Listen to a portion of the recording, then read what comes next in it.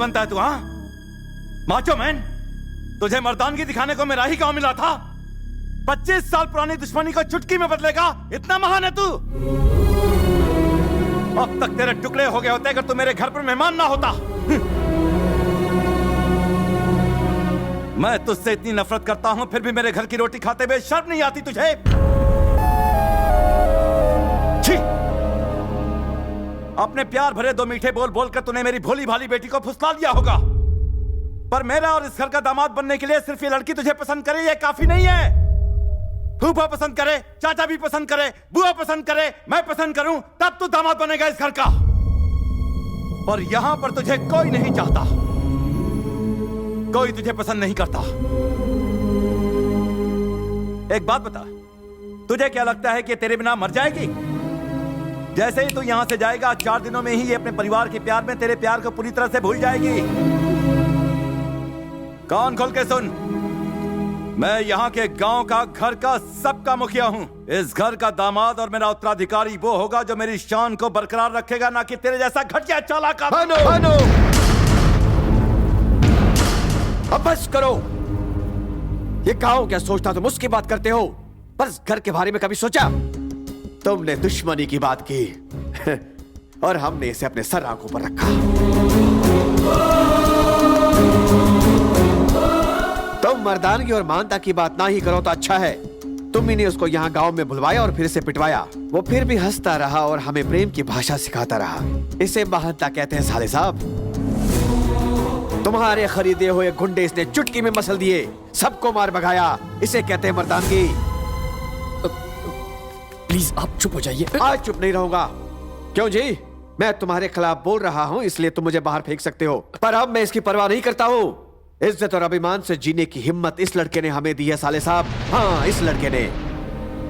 ये बताओ, वो जैसा कामचोर दामाद बन सकता है, ये दामाद बन सकता है, और यहाँ तक कि तुम्हारी नजर में वो गुंडा भी दामाद बनने के लायक है, पर जो इस घर में इतनी खुशियाँ लाया है, ये लड़का तुम्हारा दामाद बनने के लायक नहीं। ऐसा क्यों? भैया, ये तो कहना मुश्किल है कि भूमि इस परिवार के प्यार में इसे भूलेगी या नहीं, लेकिन हमें जिसने मोहब्बत की भाषा सिखाई उसे नहीं भूलेंगे हम। पूरा गांव क्या सोचता है उसकी हमें परवाह नहीं। हम तो बस ये जानना चाहते हैं कि आप क्या सोचते हैं। एक बात तो बिल्कुल सही है, भूमि के लिए इससे अच्छा लड़का कभी नहीं मिलेगा।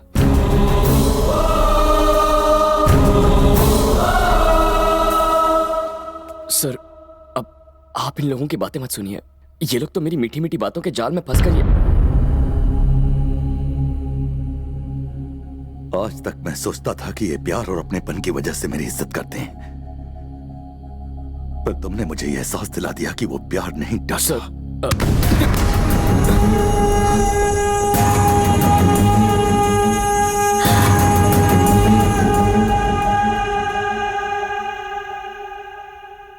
मैं सिर्फ नफरत की भाषा बोलता रहा, इस डर से कि कहीं इसे प्यार न कर बैठे।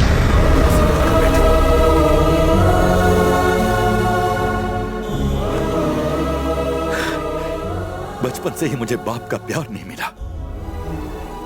सोचा था मेरी बीवी ही मेरी जिंदगी है, पर वो भी 2 साल में चली गई। उसके बाद यही मेरी जिंदगी है, यही संसार है, पर मैं उससे ये कह नहीं सका। पता नहीं मैं ऐसा क्यों बन गया। प्यार से बात करना तो मैं भूल ही गया हूं। मैं अपनी बहनों से दूर नहीं रह सकता था, इसलिए उनके पतियों को घर जमाई बना लिया। जब पता चला ये तुमसे प्यार करती है तो मुझे लगा कि मेरा संसार टूटकर बिखर जाएगा। अगर ये चली गई तो मेरा क्या होगा? उसे यहां रखने का स्वार्थ था जो मैंने उसकी शादी अपने गांव वाले से तय कर दी। इसीलिए मैंने तुम्हें बुलाया था। किसी भी कीमत पर मैं तुम्हें इससे दूर भगा देना चाहता था। सारे घर वालों के सामने मैं तुम्हें हराना चाहता था, पर तुम जीत गए। सर, मैं हार गया, हार गया।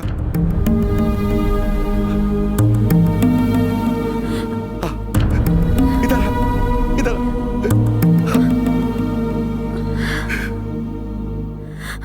मैंने तो इसके बॉयफ्रेंड को बुलाया था, पर ये तो इस घर का दामाद ले आई।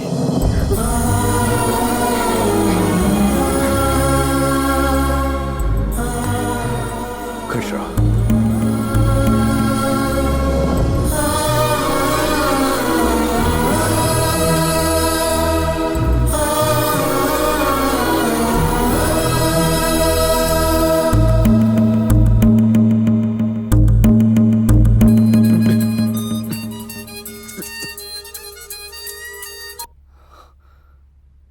Indu, Krish, I love you.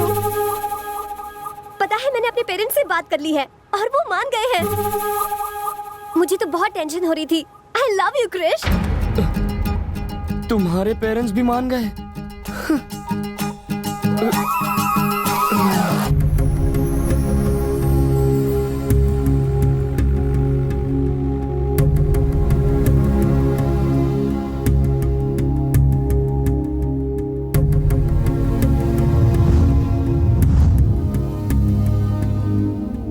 Krrish, तुम चले जाओ। वही हुआ जिस बात का डर था हमें, जो नहीं सोचा था। मेरे डैडी तुम्हें चाहने लगे हैं। डैडी के मुंह से अपने लिए प्यार के 2 शब्द सुनने के लिए मैं तरस गई थी। आज उन्होंने पहली बार कहा कि मैं उनकी दुनिया हूँ। इतना काफी है क्रिश। मैं नहीं चाहती कि तुम मेरी वजह से खुद को और तकलीफ दो। तुम जाओ। अगर अभी चला गया तो तुम्हारे पापा को धोखा देने जैसा होगा। अभी या बाद में मुझे जाना तो है, ये कोई बड़ी बात नहीं है। पर तुम्हारे सारे रिश्तेदार जिन्होंने तुम्हारे पापा के खिलाफ होकर मेरा साथ दिया, मेरी वजह से उनका विश्वास टूटेगा और तुम्हें जिंदगी भर अपने पापा से शर्मिंदा होकर जीना पड़ेगा। सब ठीक होता अगर वो मुझसे नफरत करते तो उन्हें सच बता देते हैं। ऐसा कैसे कर सकते हैं? अब जो भी होगा संभाल लेंगे। उम्मीद तो कम है कि वो हमारी बात समझ पाएंगे, फिर भी।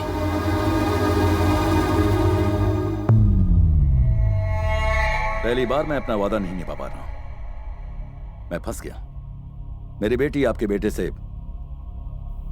शादी नहीं करेगी।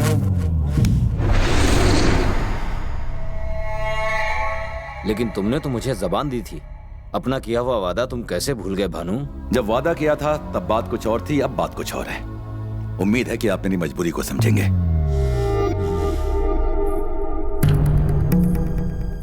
भूमि ने अपना फैसला कर लिया है। अगर तुम्हारे साथ शादी हुई तो वो खुश नहीं रहेगी और ना ही तुम खुश रह पाओगे। खुश रहने के लिए तुम्हारी बेटी को क्या चाहिए? वही ना जो हर लड़की की तमन्ना होती है। उसका बदन गहनों से सजा दूंगा। 1 महीने में उसके पाँव भारी कर दूंगा और 9 महीनों बाद तुम्हारा पोता तुम्हारी गोद में होगा। और अगर उसने अपना मुंह काला कर दिया तो उसे मार दूंगा।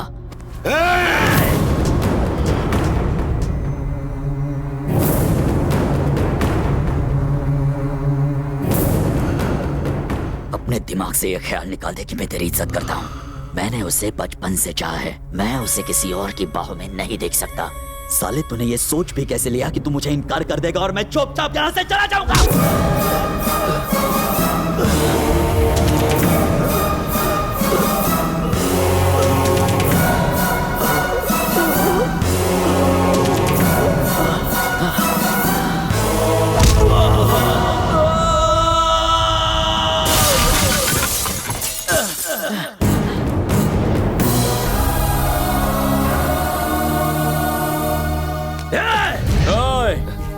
जो तेरे दिमाग में चल रहा है वही इस वक्त मेरे दिमाग में भी चल रहा है।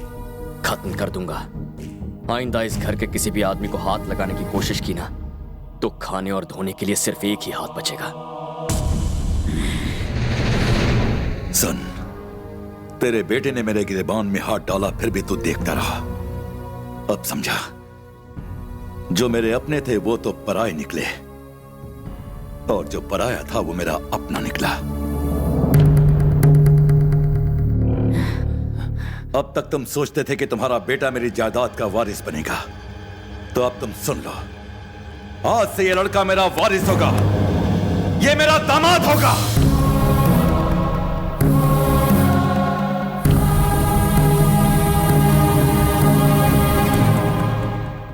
एक अजनबी पर भरोसा करके मुझसे दुश्मनी करने के लिए तैयार हो गए? सिर्फ तुम पर भरोसा करके मैंने अपने भाई को छोड़ दिया। इस लड़के ने मुझे सिखाया कि रिश्तों की क्या पहचान है। मैं अभी उसके घर जा रहा हूं। आज मैं अपने भाई के घर जाऊंगा और उसको इस घर में ले आऊंगा। ए, गाड़ियां निकालो। अच्छा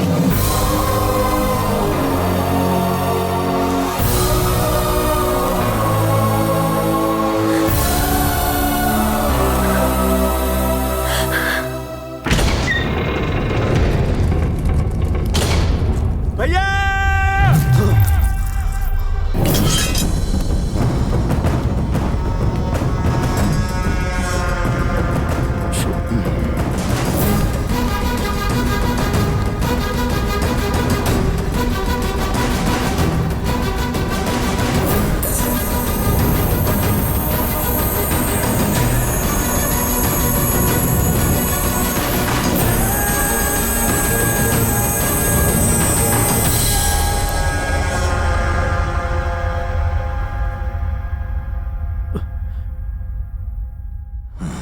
तुम्हारे सामने कोई मुखिया नहीं, तुम्हारा बड़ा भाई खड़ा है।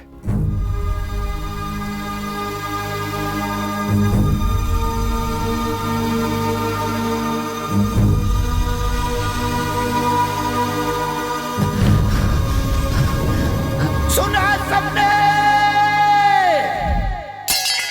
इन्होंने मुझे भाई बोला।